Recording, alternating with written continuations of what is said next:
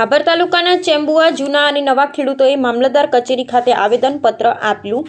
ભાભર બાદ હવે ચેમ્બુઆ જૂના નવા ખેડૂતોએ મામલતદાર કચેરીના દ્વાર ખખડાવ્યા। ભાભર તાલુકાના ચેમ્બુઆ નવા અને ચેમ્બુઆ જૂના ગામે અતિવૃષ્ટિથી ખેડૂતોના ખેતી પાકમાં મોટા પ્રમાણમાં નુકસાન થયું હતું, જેમાં સરકાર દ્વારા સહાય પેકેજ જાહેર કરવામાં આવ્યું, જેમાં ખેડૂતોને પૂરતા પ્રમાણમાં સહાય ન ચૂકવવામાં આવતા ચેમ્બુઆ ગામના ખેડૂતોએ ભાભર મામલતદાર અને ભાભર તાલુકા પંચાયતમાં આવેદનપત્ર આપી યોગ્ય વળતર આપવામાં આવે તેવી માંગ કરી હતી અને તાલુકા પંચાયત ખાતે જય જવાન જય કિસાનના નારા લગાવ્યા હતા।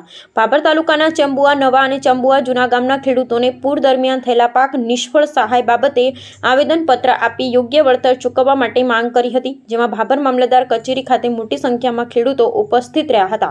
વાવ-થરાદ જિલ્લાના છેવાડાના વિસ્તારમાં પાછોતરા વરસાદે વિનાશ વેર્યો હતો।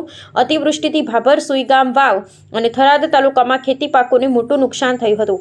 સરકાર દ્વારા મોટું રાહત પેકેજ જાહેર કરવામાં આવ્યું છે, પરંતુ ભાભર તાલુકાના ચેમ્બુઆ ગામના ખેડૂતોને ઓછું વળતર ચૂકવવામાં આવેલ ક્યાંક વાહલા દવલાની નીતિ થયેલ હોવાના આક્ષેપો ખેડૂતોએ કર્યા હતા, જેને લઈ આજરોજ ભાભર તાલુકાના ચેમ્બુઆ નવા અને ચેમ્બુઆ જૂના ગામના ખેડૂતો મોટી સંખ્યામાં એકઠા થયા હતા અને ભાભર મામલતદાર અને ભાભર તાલુકા પંચાયત ખાતે પૂરતો ન્યાય મળે તે માટે આવેદનપત્ર આપી રજૂઆત કરી હતી, જેમાં ચેમ્બુઆ ગામે 135 ખેડૂતોનું સર્વે કરવા આવેલ અને જે તાલુકા પંચાયત દ્વારા ચાર્ટ બને એમાં પણ 135 ખેડૂતોનું સર્વે થયું, પરંતુ એ પણ 135 ખેડૂતોના ખાતામાં ન જેવી રકમ આવી હોવાનું ખેડૂતોએ જણાવ્યું હતું। અહેવાલ ગોપાલ કે પૂજારા, ભાભર, બનાસકાંઠા।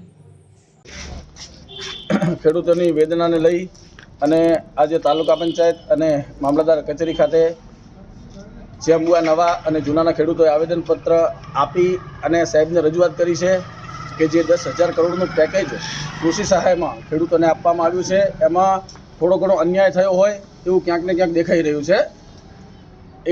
એમના જે સર્વે અધિકારી આવ્યા એમણે 135 જણનું ગામમાંથી સર્વે કર્યું અને સીટ બની 135 જણની, પણ 135 જણને જ એમના ખાતામાં નિસહાય જેવી સહાય મળી છે અને બીજા ખેડૂતોને ક્યાંક વધારે મળી છે। એટલે આ થોડો ઘણો ખેડૂતોને એવું લાગ્યું કે અન્યાય થયો છે, એ બાબતને લઈ અને બધા ખેડૂતો ભેગા થઈ મામલતદાર સાહેબ અને તાલુકા પંચાયત અધિકારીને આવેદનપત્ર રૂપી એક અરજી આપી વિનંતી કરીને કહીએ છીએ કે બધા ખેડૂતોને ન્યાય મળે એવી અમારી માંગણી છે। આપનું નામ? મારું નામ લાભેશભાઈ આર દવે, ચેમ્બુઆ નવા।